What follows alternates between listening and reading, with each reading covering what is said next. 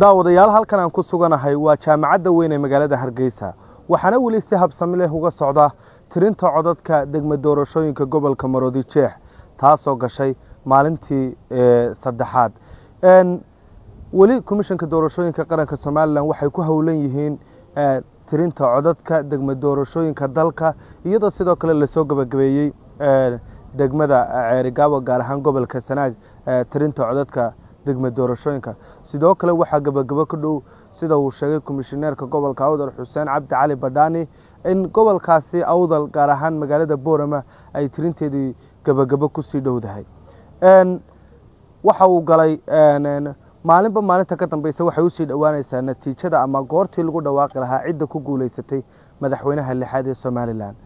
daawadayaal halkan kala soco wararkii ugu dambeeyay ee arrimaha doorashooyinka Soomaaliland si aanad ugu amban wararka been abuurka ee lagu faafiyo baraha bulshada markasta halkan waxaad ka helaysaa xogta rasmiga ay soo saaraan komishanka doorashooyinka qaranka Soomaaliland iyo waliba arrimaha doorashooyinka Soomaaliland mar walba isha ku hay bogeena Maxamed Suldaan waa mahadsantiin saaxiibaya